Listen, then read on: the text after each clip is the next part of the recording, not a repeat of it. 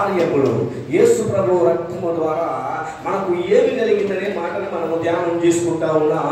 మొదటిగా మనం ఒక వచనాన్ని ధ్యానము చేశాము. ఎబ్రిల్ రాసినటువంటి పత్రిక 9వ అధ్యాయం 22 చూసాము.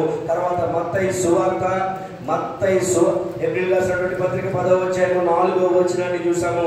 పరిశుద్ధుని రక్తము ద్వారా మనకు ఏమి కలిగింది అంటే మత్తయి సువార్త 26వ అధ్యాయము 28వ వచనాన్ని చూసాం. పాప క్షమాపణ కలిగింది. ఈ రక్తము ద్వారా ఏం కలిగిందంటే పాప క్షమాపణ కలిగిందన్నది మనం చూసాం. ఈరోజు రెండో పాయింట్ చూద్దాం. అపోస్తుల కార్యములు 20వ అధ్యాయము 28వ వచనం. దేవుడు తన స్వరక్తం ఇచ్చి సంపాదించిన తన సంఘమును కాయుటకు పరిశుద్ధాత్మనందు మిమ్మును దేవుని యందు అధ్యక్షులుగా ఉంచెను. ఆ యావత్ మందను గూర్చియు దేవుని యందు అధ్యక్షులుగా ఉంచెను. ఆ యావత్ మందను గూర్చియు మీ మట్టుకు మిమ్మును గూర్చియు జాగ్రత్తగా ఉండుడి. దేవుని నామానికి మహిమ కలుగును గాక. మనలను సంపాదించిందంట, స్వరక్తం ఇచ్చి ఏం చేసిందంట? తన స్వరక్తం ఇచ్చి మనం అందరినీ సంపాదించిందంట. ఇప్పుడు కూడా నేను చెప్పాను తమ్ముడితోటి, ఇందాక ఏం చెప్పాడు? ఏంటి తమ్ముడు ప్రాబ్లం? సిస్టమ్ ఏంటంటే మనోడు తమ్ముడు ఏమన్నాడు? నీ మైక్ ప్రాబ్లమ్ అని అన్నాడు. అప్పుడు నేను ఏం చెప్పాను? తమ్ముడికి కష్టపడి కొనుక్కున్నాడు తమ్ముడు, ప్రాబ్లమా అన్నానా? అది స్వరక్తం ఇచ్చి నేను కష్టపడి కొనుక్కున్న డబ్బులతో మైక్ కొన్నానని చెప్పాను. అలాగే యేసు రక్తము కూడా మిమ్మల్ని సంపాదించిందండి. మీరు వేరే వారు ఎవరికి బానిసలు అవ్వద్దు, వేరే వారు ఎవరిని మీరు ముందు పెట్టుకోవద్దు, వేరే వారు ఎవరికి మీపై తన చిత్తాన్ని ఇవ్వకండి. యేసు రక్తము మాత్రమే మిమ్మల్ని విమోచించింది. యేసు రక్తము మాత్రమే తన స్వరక్తం ఇచ్చాడంటండి. ఏమంటే మనం ఏమైనా ఇతరులు ఏదైనా చేయడానికి అక్కడ రోడ్డు మీద ఏదైనా ఎవరో తీసుకుంటారు, తీసుకుంటే పర్లేదంటాం. నీ ఇంట్లో తీస్తారా వాళ్ళకే ఇవ్వ. కానీ యేసు తన స్వరక్తాన్ని ఇచ్చాడంట. యేసు ఆ దేవుడు తన కుమారుణ్ణి పంపాడు మనందరి కోసం. ఆయన స్వరక్తాన్ని ఇచ్చాడు. ఏదో నోటి మాటగా లేకపోతే ఏదో పైగా కాదండి, తన స్వరక్తాన్ని ఇచ్చి నిన్ను నన్ను విమోచించాడు, నిన్ను నన్ను పరిశుద్ధపరిచాడు, నిన్ను నన్ను నీతిమంతులుగా తీర్చాడు, నిన్ను నన్ను యథార్థవంతులుగా తీశాడు. యేసు రక్తము ద్వారా మనం అందరినీ స్వరక్తం ఇచ్చి సంపాదించాడండి. మూడో పాయింట్ చూద్దామండి. రోమిలికి రాసినటువంటి పత్రిక 5వ అధ్యాయము 9వ వచనం. కాబట్టి ఆయన రక్తము వలన ఇప్పుడు మనము దేవుని నామానికి మహిమ కలుగును గాక నీతిమంతులమయ్యామంటండి. యేసు రక్తము ద్వారా మనకి ఏంటయ్యా లాభం అంటే నీతిమంతులమయ్యాము. అసలు మనం పాపులు ఎలాగయ్యామో తెలుసా మీకు? ఎలా అయ్యామండి? అవ్వాదాము అవిధేయత వలన మనము పాపమి లోకంలోనికి వచ్చిందంట.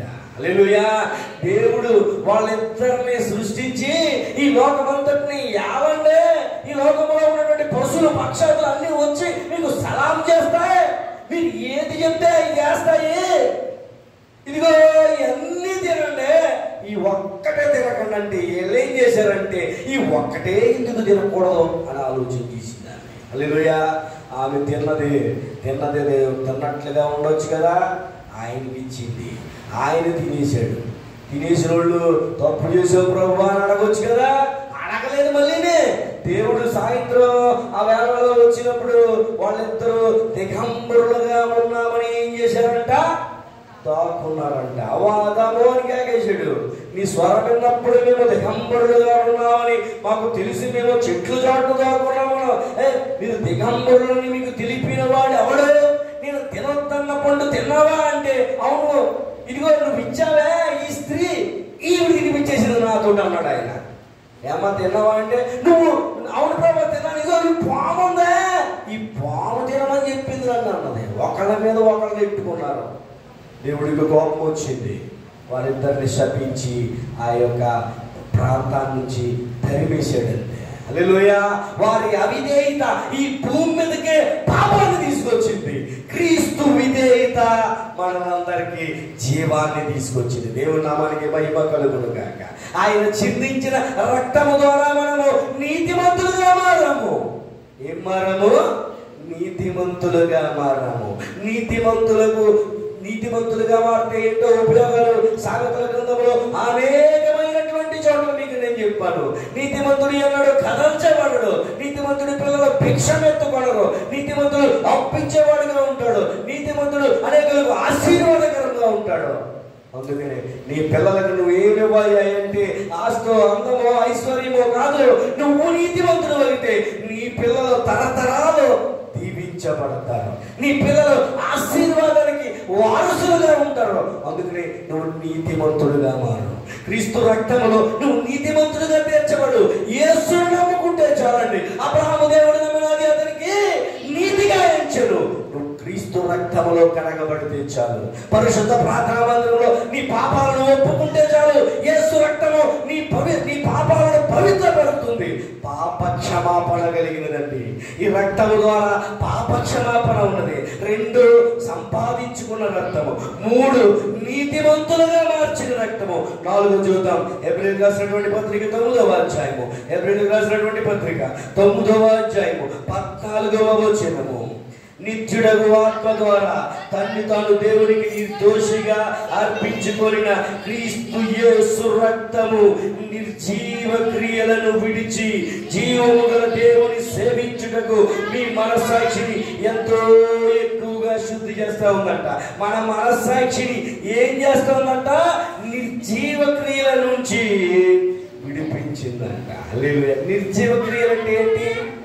నిర్జీవ క్రియలు అంటే ఏంటి? ఇందాక చెప్పాను కదా, ఆ గుళ్ళు దగ్గరికి వెళ్ళి కోసుకొని తినేసి వండేసుకొని తినేసి మళ్ళీ పేకట్టడం, ఇవే నిర్జీవ క్రియలు అంటే. వాళ్ళకి తెలుసు అది తప్పని, అయినా కానీ పెద్దల ఆచారం, పెద్దల పరంపరం, పెద్దలు చేశారు ఇలాగా అని చేసుకుని ఆ గుళ్ళు దగ్గరికి వెళ్ళి కోడి కోసేసి వెంటనే ఆ కోడికి మళ్ళీ మసాలా అట్టించేసి అన్నవ కూర వండుకుని అక్కడే తినేసి, అక్కడే పేకట్లాడి, అక్కడే చూడమాడి, అక్కడే పాప పనులన్నీ చేసేసి ఆ గుళ్ళు దగ్గరే. నాకు తెలుసు యాదగిరి గుట్టని ఒకటి ఉంటుందండి తెలంగాణలో. అక్కడ ఆ గుట్ట దగ్గర ఏంటి ఫేమస్ అని చెప్తే మీరు ఆశ్చర్యపోతారు. వ్యభిచారానికి ఫేమస్ లాడ్జీలు ఉంటాయి అక్కడ. యాదగిరి గుట్ట బ్యాచ్యా అంటారు. వ్యభిచారం చేసే కొంతమంది స్త్రీలను ఏమంటారంటే యాదగిరి గుట్ట బ్యాచ్లా ఉంది ఏంటిది అంటారు. ఏంటంటే ఇది? వారి కనులకు వారి మనోనేత్రాలు వెలిగించబడలేదా? మనోనేత్రాలకు గుడ్డిదనం కలగజేసింది ఇహలోక సంబంధమైన దేవత. నిర్జీవ క్రియలంటే ఇవే. పరిశుద్ధ ప్రార్థనా మందిరానికి వెళ్ళి పాపపు ఆలోచనలు ఏంటండి? పాపపు క్రియలు ఏంటండి? ప్రార్థనా మందిరం దగ్గరికి వెళ్ళి కొంతమంది ఇదే పనులు. ఆడవాళ్ళేమో అబ్బాయిలు వెనక చూస్తా, అబ్బాయిలేమో అమ్మాయిలే. ఇదా ఇంకెక్కడ దొరకలేదా నీకు? క్షమాపణ కూడా ఉన్నదేమో అనిపిస్తుంది ఒక్కొక్కసారి నాకు. హల్లెలూయా. దేవుని నామానికి మహిమ కలుగును గాక. దేవుని ప్రార్థనా మందిరానికి వెళ్ళినప్పుడు నీ ప్రవర్తన అంతటిని జాగ్రత్తగా చూసుకోమనుంది బైబిల్ గ్రంథంలో. ఒకవేళ నీ చూపుతోటి పాపము చేస్తున్నావేమో, మోహపు చూపుతో చూసి ప్రతివాడు అప్పుడే ఆమె అతని హృదయమందు వ్యభిచారం చేసిన వాడు అన్నట్ట. ఇందాక మనం చదివాం, నేను నీతో చెప్పినది ఏమనగా మోహపు చూపుతో చూసి ప్రతివాడు అప్పుడే వాడి హృదయమందు వ్యభిచారం చేసిన వాడు. వ్యభిచారం చేసిన వాడు ఎక్కడికి వెళ్తాడు? నరకానికి పోతాడండి. ఆ ఆలోచన వస్తే చాలు వాడు వ్యభిచారం చేసి పెట్టే. బైబిల్ గ్రంథం చాలా అద్భుతంగా వివరించిందండి. వ్యభిచారము చేస్తే, వ్యభిచారం అంటే ఏంటంటే మోహపు చూపుతో చూస్తే చాలా ఎదుర్కొచ్చిందండి. పాత నిబంధన గ్రంథంలో వ్యభిచారం చేసిన వాడికి నరకం, కానీ కొత్త నిబంధన గ్రంథంలో మోహపు చూపుతో చూస్తే అది వ్యభిచారం అవుతా ఉందంట. ఒక్కసారి మనల్ని మనం పవిత్రపరుచుకుందాం, మన చూపులను మనం నియంత్రించుకుందాం, మన మనసులను మనము భద్రము చేసుకుందాం. వాక్యము హృదయమంతా వాక్యముతో నింపితే పాపము చేయకుండా ఉంటామంట. నీ వాక్యము జాగ్రత్తగా చూచుకునేట చేతనే కదా నేను పాపము చేయను అంటా ఉన్నాడు దావీదు కీర్తనాకారుడు. మన వాక్యం రై ఇంటి మీద ఇక్కడ దోకాను మన హృదయమంతా వాక్యాన్ని నింపుకుంటే పాపము చేయకుండా మనం ఉంటాం. సమస్త మహిమ ఘనత దేవునికి చెల్లును గాక. నిర్జీవ క్రియల నుంచి విడిపించిందంట యేసు రక్తము. మొదటిది 4 పాయింట్లు మనం ధ్యానం చేసామంటే, మొదటి పాయింట్ పాప క్షమాపణను కలగజేసింది. 2 మనల్ని సంపాదించింది. 3 నీతివంతులుగా తీర్చింది. 4 నిర్జీవ క్రియలలో నుంచి విడిపించింది. 5 1వ పేతురు రాసిన పత్రిక, పేతురు రాసిన మొదటి పత్రిక 1వ అధ్యాయము 18-19 వచనములు. పితృపారంపర్యమైన మీ వ్యర్థ ప్రవర్తనను విడిచిపెట్టినట్లుగా వెండి బంగారముల వంటి క్షయ వస్తువుల చేత మీరు విమోచించబడలేదు గాని అమూల్యమైన రక్తము చేత, అనగా నిర్దోషమును నిష్కలంకమునగు గొర్రె పిల్ల వంటి క్రీస్తు రక్తము చేత విమోచింపబడితేని మీరు ఎరుగుదురు కదా. ఏం చేద్దురంట? విమోచించబడ్డామంట. దేని చేత మనం విమోచించబడ్డాము?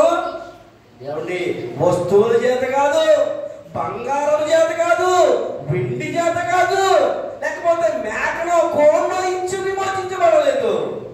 ఆయన ద్వారా స్వరక్తం ఇచ్చి మనల్ని విడిపించాడు. యేసు రక్తము ద్వారా మనల్ని విమోచించాడు. మీకు అర్థమయ్యడానికి చెప్తా ఉన్నాను. మన మధ్యలో ఉన్నటువంటి రమ్య దీవెన పాప, వారి యొక్క అక్కగారు కుమారుని తీసుకొచ్చారు మందిరానికి. తీసుకొచ్చిన తర్వాత మా పాట పెట్టుకుంటాం పిల్లోడిని అని అన్నారు. అంటే వాళ్ళు ఒక నియమం అనుకున్నారు. ఏంటంటే ఈ పిల్లోడిని మేము దేవుడికి మందిరానికి ఇచ్చేస్తున్నాము, ఇచ్చేసిన తర్వాత అయ్యగారు మీరు పాట పెట్టండి, మేము ఆ పిల్లోడిని పాడుకొని మేము తీసుకెళ్తాము. అంటే వాళ్ళు ఏం చేశారంటే వాళ్ళ ప్రథమ కుమారుడిని మందిరానికి ఇచ్చేశారు. అది నియమం, అది కట్టుబాటు. ఇశ్రాయేలీయులు ఆ యొక్క ఐగుప్తు దేశంలో నుండి బయలుదేరి వెళ్ళినప్పుడు ఈ దూత ఏం చేసిందంటే ఏంటది, ఐగుప్తీయులందరూ తొలుచూళ్ళందరూ హతమైపోతా ఉంటే ఇశ్రాయేలీయులందరూ కూడా క్షేమముగా ఉన్నారంట. అప్పుడు వాళ్ళు ఒక నియమం చేసుకున్నారు. ఏమనంటే ఇంటి ప్రథమ కుమారులను దేవుడికి అర్పించాలి. ఆ రకంగానేమో నేను దేవుడి యొక్క పరిచర్యకు ఇక్కడ నిలవబడుతా ఉన్నాను. దేవుడి నామానికి మహిమ కలుగును కనుక. అలా సజ్జి ఎక్కువగా పాడుతూ ఉంటాను. నేను ఏ పాట అది ఒకసారి గుర్తు వచ్చినప్పుడు పెడతాం. ఏంటంటే ప్రతి ఇంటిలో నుంచి ఒక వ్యక్తిని దేవుని పరిచర్యకి ఇవ్వండి. ప్రతి ఇంటిలో నుంచి ఒక దేవుని మందిరంలో ప్రతిష్ఠించండి. వాయిద్యాలు వాయించేవారుగా, సౌండ్ సిస్టమ్ ఆపరేట్ చేసేవారుగా, కెమెరా మ్యాన్లుగా, కెమెరా వీడియోలు అప్లోడ్ చేసేవారుగా, ఎడిటింగ్లు తీసేవారుగా, వాయిద్యాలు వాయించేవారుగా, మందిర పరిచర్య చేసేవారుగా మీ బిడ్డలను మందిరానికి ఇవ్వండి. అప్పుడు మీరు ఆశీర్వదించబడతారు. దేవుని నామానికి మహిమ కలుగును గాక. ఏదో రకమైనటువంటి పరిచర్య, వాక్యాలను రాయటం, కరపత్రాలు పంచడం, దేవుని సువార్తలు పాడటం, పాటలు పాడటం, వాయిద్యాలు వాయించడం, ఇవన్నీ చేయటం ద్వారా మన బిడ్డలను దేవుని పరిచర్యలోకి మరి పంపినట్లుగా అవుతుంది. వచ్చేద్దామండి. యేసు రక్తము మనల్ని విమోచించింది. ఏం చేసింది? యేసు రక్తము మనల్ని విమోచించింది. ఇప్పుడు మరలా చూద్దాం. 1వ యోహాను పత్రిక,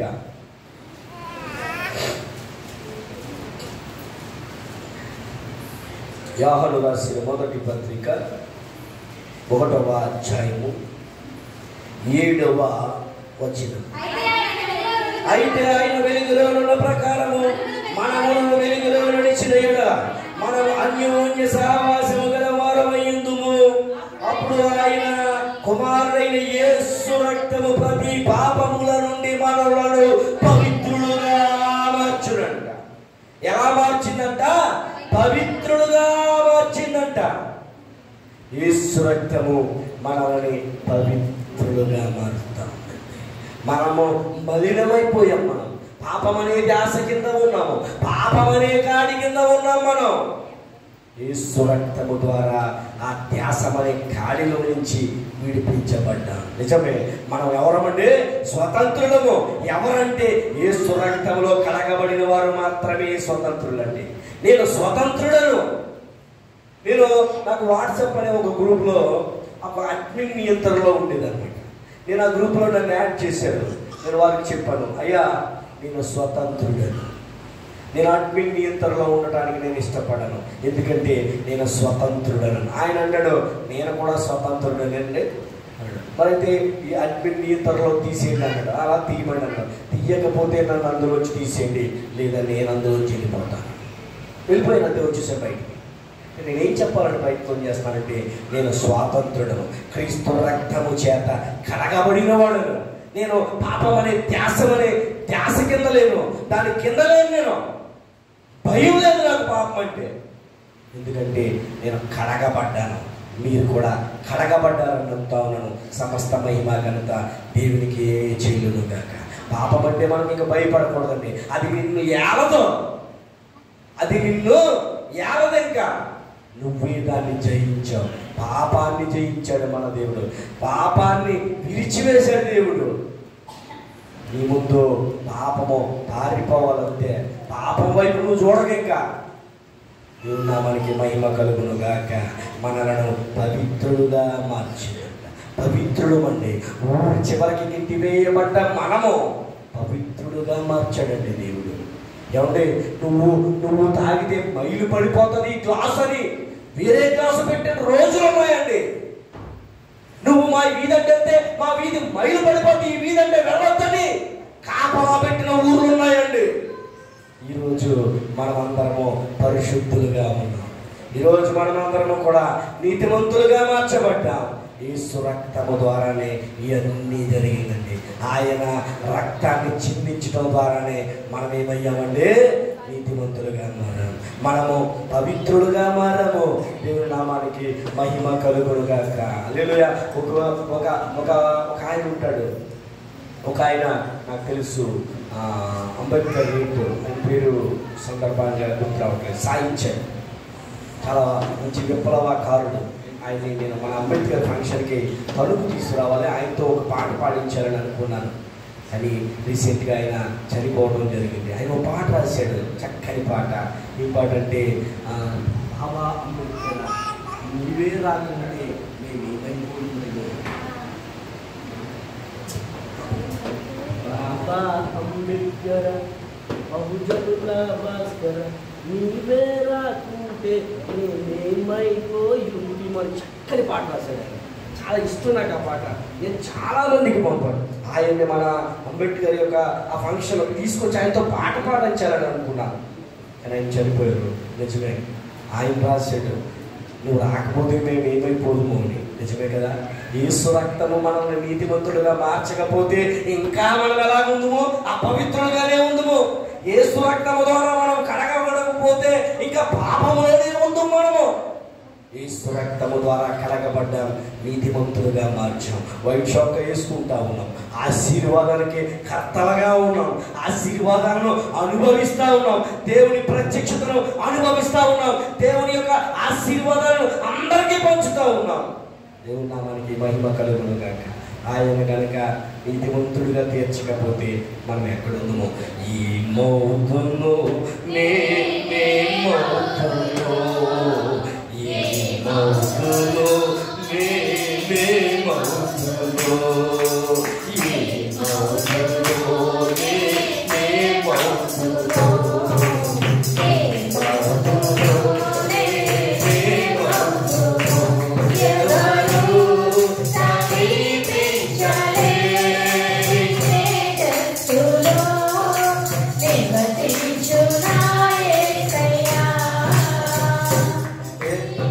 ఆయన రాకపోతే మనం ఏమవుతామండి? ఎక్కడ ఉందమో మనము? యేసు రక్తము ద్వారా మనమందరము నీతిమంతులుగా మారాము. యేసు రక్తము ద్వారా మనమందరము కడగబడ్డాము. కొత్తగా చూసిన ప్రకటన గ్రంథము 1వ అధ్యాయము, ప్రకటన గ్రంథము 1వ అధ్యాయము 6వ వచనం. ప్రకటన గ్రంథము 1వ అధ్యాయము, మనలను ప్రేమించుచు తన రక్తము వలన మనము మన పాపములను మహిమయు ప్రభావముయు యుగ యుగములు కలుగును గాక. దేవుని నామానికి మహిమ కలుగును గాక. యేసు రక్తము ద్వారా మనకి ఏం కలిగిందంట? యాజకులుగా మారామంట. మనం ఏం మారాము? రాజులుగా మారాము, యాజకులుగా మారాము. దేవుని నామానికి మహిమ కలుగును గాక. అనేకలకు ఆశీర్వాదకరంగా మారాము. ఏమంటే నువ్వు ముట్టుకుంటే మైలు పడిపోతాం మేము అన్న స్థితిలోంచి, అయ్యా మా కోసం ప్రార్థన చేయి, మా నెత్తి మీద చేతులుంచి ప్రార్థన చేయండి, మా నొసట మీద సిలువ వేసి ప్రార్థన చేయండి. నిజంగా నాకు చాలా ఆనందంగా ఉంది. ఒక మాట చెప్పడానికి మీకు నేను ఆశపడతా ఉన్నాను. ఒకసారి కరెక్ట్గా ఇదే టైంలో జరుగుతూ ఉంది. నాన్నగారు చనిపోయారు. చనిపోయిన 2వ రోజున 3వ రోజున ఒక మిత్రుడు ఉన్నాడు, నాకు మీ అందరికీ తెలుసు. ఆయన ఆ రోజు కొత్త బైక్ కొనుక్కున్నాడు. కొత్త బైక్ కొనుక్కొని, నాన్నగారు చనిపోయినప్పుడు కాదనుకుంటా, భరత్ కుమార్ గారు చనిపోయినప్పుడు, నాన్నగారు చనిపోయినప్పుడు, నాన్నగారు చనిపోయినప్పుడు ఆ మిత్రుడు వచ్చాడు నా దగ్గరికి. 3వ రోజునే, నాన్నగారు చనిపోయిన 3వ రోజునే బండి కొనుక్కున్నాడు. వచ్చాడు, వచ్చిన దగ్గరికి వచ్చాడు. ఎరా మరి ఇంకా నువ్వే కదా పాస్టర్, నువ్వును అమ్మ ప్రార్థన చేయండి నా బండికి అని అన్నాడు. అప్పుడు నేను అన్నాను, వద్దురా, నేను వద్దు, అమ్మతో చేయిస్తాను. లేదా నాన్నగారి స్నేహితులు స్టీవెన్ బాబు గారిలో ఉన్నారు, నాన్నగారితో స్టీవెన్ బాబు గారితో చేయిస్తాను కానీ ఆ బండిని అక్కడికి తీసుకొచ్చినప్పుడు అమ్మ ప్రార్థన చేసింది, స్టీవెన్ బాబు గారు కూడా ప్రార్థన చేశారు. వారు ఇప్పటికీ హ్యాపీగా సంతోషంగా వర్ధిల్లుతున్నారు. దేవుని నామానికి మహిమ కలుగుగాక. అంటే నేను ఏం చెప్పాలని మీకు నేను చూపించాలని ఆశపడతా ఉన్నానంటే, భర్త చనిపోయిన భార్య ఎవరు? నా తల్లి. ఏమండి, భర్త చనిపోయిన భార్యను దూరంగా పెట్టండి, ఇంట్లో పెట్టండి, ఎవరికి కనపడవద్దు, రోడ్డు మీదకి రావద్దని ఈ లోకంలో ఒక నియమం జరుగుతూ ఉంటే, చనిపోయిన సేవకుడు భార్య నా బండి మీద ప్రార్థన చేయాలని ఎంత మంచి సన్నివేశం అండి. ఇది కదా ఆశీర్వాదం అంటే. ఏమండి, వాళ్ళు ఎదురొస్తే నాకు నష్టం అనుకుంటున్న రోజుల నుంచి సేవకుడు భార్యన బండి మీద ప్రార్థన చేయాలని గొప్ప తీర్మానము. ఇది కదా యేసు రాకపోయి ఉంటే, యేసు రక్తము మనల్ని కడగబడకుండా ఉంటే, యేసు రక్తము ద్వారా మనం విమోచించబడకుండా ఉంటే, ఇంకా ఈ పాపపు లోకంలోనే ఉందమండి, ఇంకా మలినముగానే ఉందము, ఇంకా ఊరి చివర అంటూనే ఉందము. ఎప్పుడైతే యేసు రక్తము ద్వారా మనం కడగబడ్డామో అనేకులకు ఆశీర్వాదకరంగా ఉన్నాం. దేవుని నామానికి మహిమ కలుగుగాక. ఇంకొక సన్నివేశాన్ని కూడా మీకు గుర్తు చేస్తా ఉన్నాను. నిన్న మొన్న 8వ తారీఖున మా యొక్క TUPF అనే Tanuku pastors and preachers and fellowship అనే యూనియన్కి నేను ఆర్గనైజరింగ్ సెక్రటరీగా ఉన్నాను, మీ అందరికీ తెలుసు. దాని నిర్వహణకు ఆ రోజు సన్మానం చేయడానికి మా స్థానిక ఎమ్మెల్యే ఆర్ఎంఎల్ఏ రాధాకృష్ణ గారిని తీసుకొచ్చాను నేను. ఆయన అంటా ఉన్నాడు, మీరు మాట్లాడండి సార్ అని నేను ఆయన మైక్ ఇచ్చినప్పుడు ఆయన అంటా ఉన్నాడు, ఇంతమంది మంచి వ్యక్తులు, ఎంతమంది గొప్పవారితోటి ఈరోజు నేను ఇక్కడ ఉండటానికి చాలా ఆనందిస్తున్నాను అన్నాడు. దేవుని నామానికి మహిమ కలుగుగాక. ఒకవేళ మనము యేసు రక్తంలో కడగబడకపోతే, ఒకవేళ యేసు రక్తము మనల్ని నీతిమంతులుగా చేర్చుకోకపోతే ఎక్కడుందో ఇంకా అంతంటూ చివరి ఉందో. ఈ స్థానిక శాసనసభ్యులు తణుకు ప్రథమ పౌరులు అంటున్నాడు. ఏమని? ఎంతమంది గొప్పవారితోటి ఉండటానికి చాలా ఆనందిస్తున్నాను అన్నాడు. యేసు రక్తము ద్వారా మనము గొప్పవారిగా మారాము, యేసు రక్తము ద్వారా మనము నీతిమంతులుగా మారాము. ఇంకో విషయం తెలుసా, ఇక్కడ ఉన్నటువంటి ఎవరైనా సరే ఎమ్మెల్యే గారి దగ్గరికి లేదని అడగాలి అని పాస్టర్ గారు ఎమ్మెల్యే గారి నెత్తి మీద చేసి ప్రార్థన చేసి అధికారాన్ని దేవుడు వారికి ఇచ్చారు. దేవుడి నామానికి మహిమ కలుగుగాక. యేసు రక్తము ద్వారానే ఈ అధికారాన్ని దేవుడు అందరూ పొందుకున్నారు. వచ్చేద్దాం మనం మరలా ఏప్రిల్ రాసినటువంటి పత్రిక 10వ అధ్యాయం, ఏప్రిల్ రాసినటువంటి పత్రిక 10వ అధ్యాయం 20వ వచనం. ఏప్రిల్ రాసినటువంటి పత్రిక 10వ అధ్యాయం 20వ వచనం. సహోదరులారా, అనగా నూతనమైనదియు జీవము గలదియు ఆయన శరీరమును దైన మార్గమును ఆయన రక్తము వలన పరిశుద్ధ స్థలమునందు ప్రవేశించుటకు మనకు ధైర్యము కలిగినదంట. రక్తము ద్వారా ఏం కలిగిందంటే ధైర్యము కలిగింది. పరిశుద్ధ ప్రార్థనా మందిరంలోనికి చేరడానికి ధైర్యం కలిగింది. మరి నువ్వు చూడకో. ఏమంటే మీకు తెలుసో లేదో, వేదం విన్నారని వారి చెవుల్లో ఏం పోస్తారంటే మీకు ఎవరికైనా తెలుసా? ఇది తెలుసా? తెలీదా? వేదాలు వస్తున్నాయంట. వస్తా ఉంటే ఒక దళితుడు, ఒక శూద్రుడు ఏం చేశాడంట, వేదాలను నేను విన్నానన్నాడంట. అంతే, వెంటనే శేషం కరిగించి అతను చెవులో వేశారంట. ఈ విషయం అంబేద్కర్కి తెలిసింది. వెంటనే వేదాలు నేర్చుకోవడానికి సిద్ధం చేశాడు ఒక బ్యాచ్ని. వేదాలు నేర్పించాడు. అప్పుడు వెళ్ళండి. అప్పుడు అంటే నేనేం చెప్పాలని ప్రయత్నం చేస్తానంటే, మీకు వేదాలు విన్న ఆ యొక్క చెవులో ఏం పోసేశారు? శేషం పోసేశారు. నీళ్లు తాగితే ఆ నీళ్లను ఆ చెరువును వెలేసేశారు. ఆ రోజుల్లో నుంచి ఈ రోజుల్లోకి మనం వచ్చామంటే కేవలము యేసు రక్తము ద్వారా కడగబడ్డాము కాబట్టి. దేవుని నామానికి మహిమ కలుగును గాక. పరిశుద్ధ స్థలములో ప్రవేశించారంట.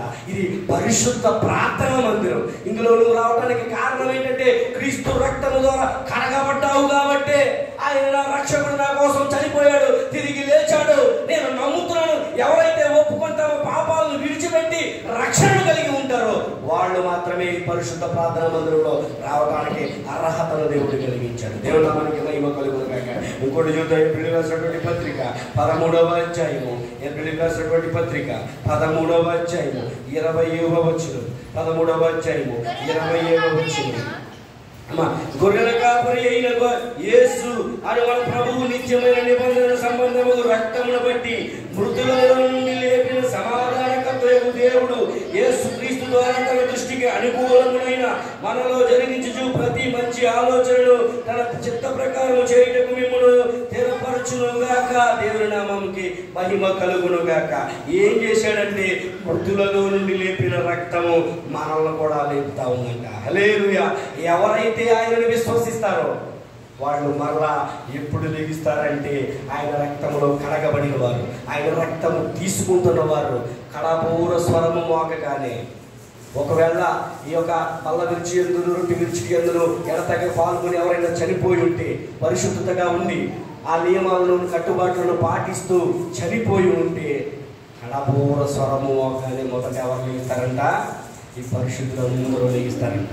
వాళ్ళందరినీ ఎదుర్కొంటా యేసు ప్రభు వారిని ఎదుర్కొని తర్వాత మిగిలి ఉన్న వారి దగ్గరికి వస్తాడంట.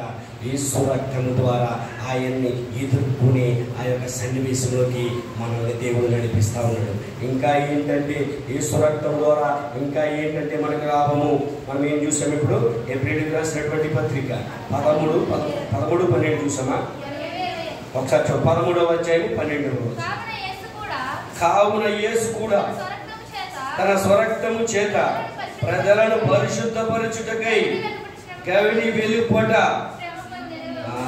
ఏం చేశాడంటే, వెలుపట ఏం చేశాడంట? ఆయన శ్రమ పొందాడంట.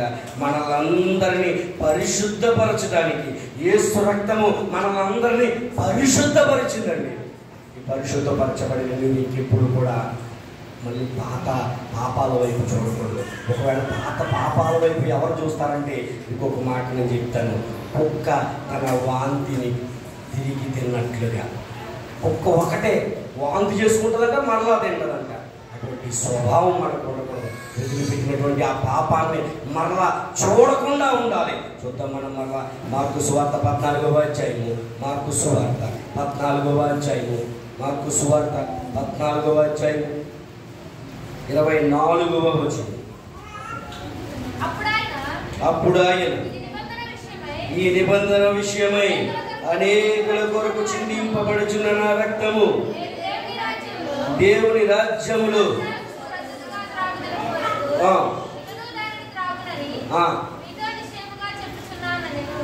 మనందరి కొరకు, అంటే కొందరి కొరకు కాదండి, ఎవరు కొంతమంది వ్యక్తుల కోసమే కాదు. ఈ లోకంలో ఉన్నటువంటి దేవుడు ఒక కులానికి, ఒక ప్రాంతానికి సంబంధించి ఒక్కొక్క రకమైన దేవుడు ఉన్నారు. మీ అందరికీ తెలుసో లేదో, వాసవి అని ఒక దేవత ఉంటుంది ఇక్కడ ఈ లోకంలో.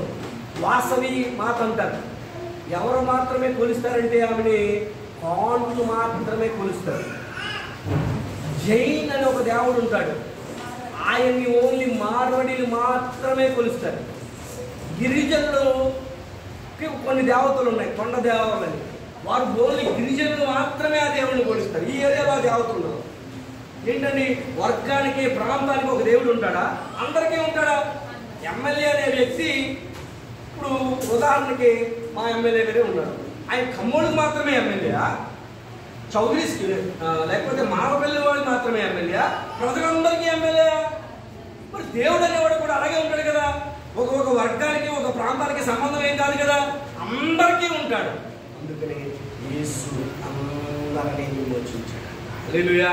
యేసుక్రీస్తు అందరికీ ప్రభు అండి. ఒక ప్రాంతానికి ఒక ఏరియాకు పరిమితమైన వాడు కాదు యేసుక్రీస్తు. అన్ని దేశాలలో, అన్ని రాష్ట్రాలలో, అన్ని ప్రాంతాలలో విరివిగా కొలవబడుతున్నటువంటి ఏకైక నామం ఏదైనా ఉన్నదంటే అది ఒక్క యేసుక్రీస్తు నామమే. మీకు ఇంకొక ఉదాహరణ చెప్పనా? మన తెలంగాణలో బ్రతుకమ్మను ఉత్సవం చేస్తారు. ఇక్కడ చేస్తారా?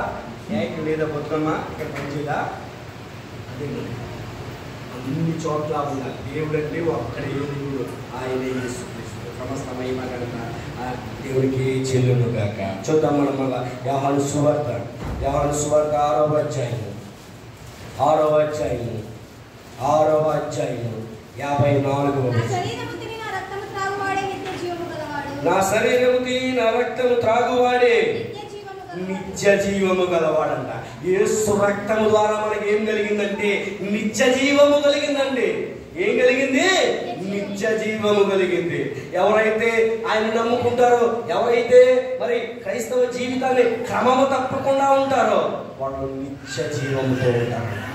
నిత్య జీవం అంటే మా పరలోకానికి వెళ్ళిన తర్వాత దేవునితో 1000 ఏళ్ల పాలన, ఎప్పటికీ ఆయనతో కలిసి ఆనందించే జీవము, నిత్య జీవము కలిగింది మనందరికీ. ఎందుకు ఇప్పుడు కలిగింది? యేసు రక్తము ద్వారా మాత్రమే మనందరికీ నిత్య జీవము కలిగింది. చూద్దాం రోమీయులకు రాసినటువంటి పత్రిక 5వ అధ్యాయము, రోమీయులకు రాసినటువంటి పత్రిక 5వ అధ్యాయము 9వ వచనం. 5వ అధ్యాయం. కాబట్టి ఆయన రక్తము వలన ఇప్పుడు నీతిమంతులుగా తీర్చబడి, చాలండి, మనం నీతిమంతులుగా చదవమా? మరింత నిశ్చయముగా ఆయన ద్వారా ఉగ్రత నుండి, యేసు రక్తము ద్వారా నీతిమంతులుగా మారి ఉగ్రత నుండి రక్షించబడ్డామంట. ఏమండి, ఒకరోజు ఉన్నది మనందరికీ తెలుసు, ఉగ్రత ఉన్నది, రెండో రాకడ ఉన్నది. రెండో రాకడలో విడవబడే గుంపులో నువ్వు ఉండకూడదు. ఒకసారి చూస్తున్నారా మీ అందరూ కూడా? విడవబడే గుంపులో ఉంటావా? ఎదుర్కొనే గుంపులో ఉంటావా? ఒక్కసారి ఆత్మ పరిశీలన తీసుకున్నాం. విడవబడే గుంపులో ఉంటే ఉగ్రతలో ఉన్నట్టే. ఎదుర్కొనే గుంపులో ఉన్నామనుకో నిత్య జీవంలోనికి వెళ్తాం. ఈ దారి నీది. విడవబడే గుంపులో ఉంటావా?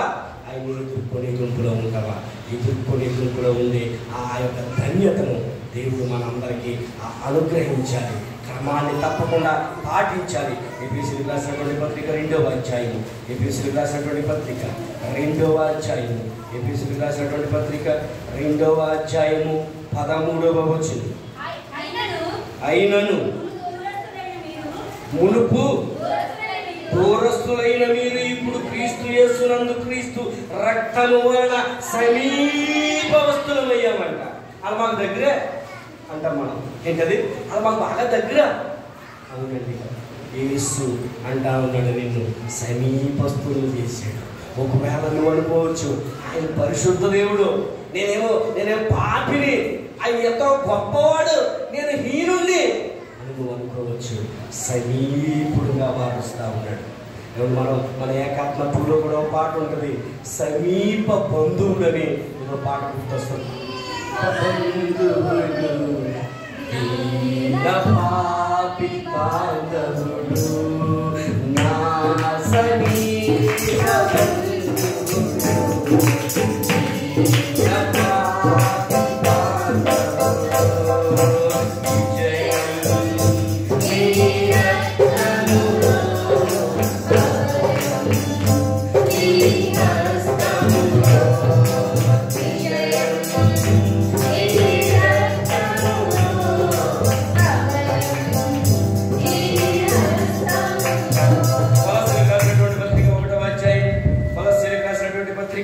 1వ అధ్యాయం కొలస్సీయులకు రాసినటువంటి పత్రిక 1వ అధ్యాయము 20వ వచనము.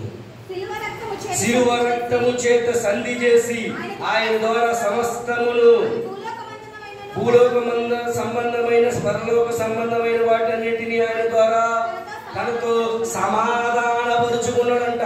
క్రీస్తు రక్తము ద్వారా నీకు ఏం కలిగిందంటే సమాధానము కలిగింది. ఇంకొక వచనాన్ని చూద్దాం. 1వ యోహాను పత్రిక 1వ అధ్యాయం 1వ యోహాను రాసిన మొదటి పత్రిక 1వ అధ్యాయం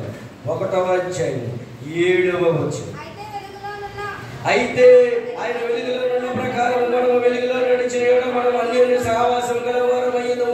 అప్పుడు ఆయన కుమారుడైన యేసు రక్తం ప్రతి పాపం నుండి మనలను పవిత్రులుగా చేస్తా ఉందంట. ఏమండి, యేసు రక్తము ఒకటే మనలను పవిత్రులుగా చేస్తా ఉంది. ఈ లోకంలో ఉన్నటువంటి బట్టలను ఉతకటానికి అనేక రకమైనటువంటి సబ్బులు ఉన్నాయి. కానీ నీ పాపపు దాగులను, నీ పాపపు మచ్చలను తొడవటానికి యేసు రక్తము ఒకే ఒక మార్గమైంది. ఆయన ద్వారా తప్పని ఎవ్వరు మనం నీతిమంతులుగా తీర్చబడలేదు. అట్టి ధన్యత మనందరికీ, మన బిడ్డలకు, మన సంఘ బిడ్డలందరికీ ఆయన రక్తంలో కడగబడే ధన్యత దేవుడు మెండుగా దయచేయుగాక. కళ్ళు మూసుకుందాం, ప్రార్థన చేద్దాం. చివరి ప్రార్థన పాస్టర్ అర్జున్ చేస్తారు.